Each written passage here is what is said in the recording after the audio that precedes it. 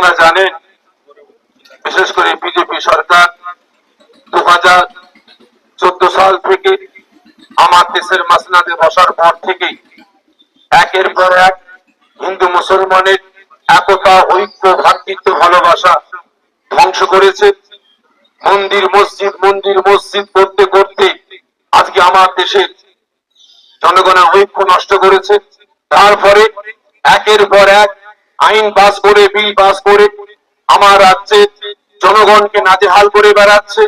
আপনারা দেখেছেন বিগত দিনে নোটবন্দির নামে আমার দেশের শত শত আমার দেশের নাগরিককে এই সরকার মার্ডার করেছে। তারপরেও তারা শান্তি পায়নি। আজকে জিএসটির নামে আমার দেশের ক্ষুদ্র ব্যবসায়ীগুলোকে ধ্বংসের দিকে ফেলে দিয়েছে। তারপরে নতুন করে এখন শুরু হয়েছে এসআইআর এর নামে আমার দেশের জনগণকে হেনস্থা করার চক্রান্ত শুরু করেছে।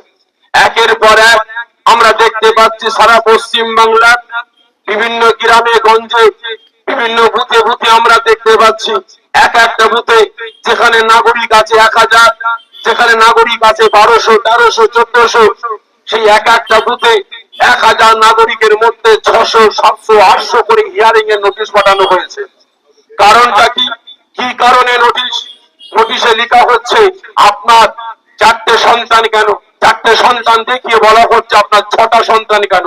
কারো বাপের কারো পিতার 6টা 7টা করে সন্তান আছে, তাদেরকেও নোটিশ পাঠানো হচ্ছে আপনার 6টা 7টা সন্তান হলো কি করে? আপনার নাম ভুলটা কেন? আপনার নামের এই জায়গাটা ভুল, ওই জায়গাটা ভুল, আপনাকে হিয়ারিং এ পাঠানো হচ্ছে। আজকে আমি জানতে চাই আমার দেশের যিনি প্রধানমন্ত্রী তিনার তো 6 ভাই বোন, আমার দেশের স্বরাষ্ট্রমন্ত্রী তানারও তো 7 ভাই বোন, বর্তমান আমার দেশের আমার রাজ্যের মুখ্যমন্ত্রী তিনারও তো 7 ভাই বোন, বর্তমান তিনি ইউপির প্রধানমন্ত্রী হয়ে আছেন যোগী আদিত্যনাথ, তিনারও তো 7 ভাই বোন। তাহলে তিনাদেরকে হিয়ারিং এর নোটিশ পাঠানো হলো না, আজকে আমার দেশের জনগণকে নোটিশ পাঠানো হচ্ছে। আমরা সাধারণ মানুষ, আমাদেরকে হেনস্থা করা হচ্ছে। আজকে এই নোটিশের ভয়ে একের পর এক আমার দেশের নাগরিক তারা আত্মহত্যা করছে। এই ইলেকশন কমিশন তাদেরকে মার্ডার করে বেড়াচ্ছে। আজকে আমাদের দাবি একটাই যে আমরা এসআইআর এর বিরুদ্ধে নয়, আমরা হিয়ারিং এর বিরুদ্ধে নয়। ওই সারা থানা, সারা বিধানসভা সমস্ত জনগণকে একটা জায়গায় একত্রিত করে সকাল থেকে নিয়ে সন্ধ্যা পর্যন্ত তাদেরকে এই হেনস্থা করা বন্ধ করতে হবে। প্রত্যেকটা বুথে বুথে হিয়ারিং এর ব্যবস্থা করতে হবে এবং তার সাথে সাথে যে অসহায় মানুষগুলো তারা হিয়ারিং এর জন্য যাবে তাদের নিরাপত্তার ব্যবস্থা করতে হবে। যারা মূর্খ আছে, যারা অজ্ঞ, যারা লেখাপড়া জানে না, আজকে তাদেরকে হিয়ারিং এর নামে ডাক করিয়ে তাদেরকে তাদের কাগজপত্রগুলোকে ছিনিয়ে নিয়ে তাদেরকে রুম থেকে বাহির করে দেওয়া হচ্ছে। তারা যাদের ডকুমেন্টস জমা দিচ্ছে তারা আপনার কোনো কপি পাচ্ছে না, কোনো রিসিভ পাচ্ছে না।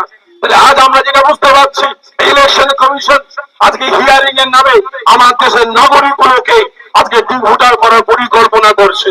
আমি তাই আমার দেশের সাধারণ নাগরিকের কাছে আমি অনুরোধ করব, এখন আপনারা সোচ্চার হন, এখন আপনারা রাস্তায় নেমে আসুন। কারণ আজকে আমার দেশের ইলেকশন কমিশন এরা বিজেপির দালালি করে আমার আপনার ভোটার অধিকার কেড়ে নেবে। শুধু ভোট অধিকার কেড়ে নেওয়াটা নয়, যখনই আপনার ভোটার কার্ডটা ব্যান করা হবে তার সাথে সাথে আপনার আধার কার্ড ব্যান করা হবে, প্যান কার্ড ব্যান করা হবে, পাসপোর্ট ব্যান করা হবে, তার সাথে সাথে সরকারি সমস্ত অনুদান আপনার জন্য বন্ধ করে দেওয়া হবে। সরকারি হসপিটালে আপনি কোনো চিকিৎসা পাবেন না, সরকারি হসপিটালের কোনো আপনি ওষুধ পাবেন না, টোটাল সরকারি পরিষেবা আপনাকে বন্ধ করে দেওয়া হবে।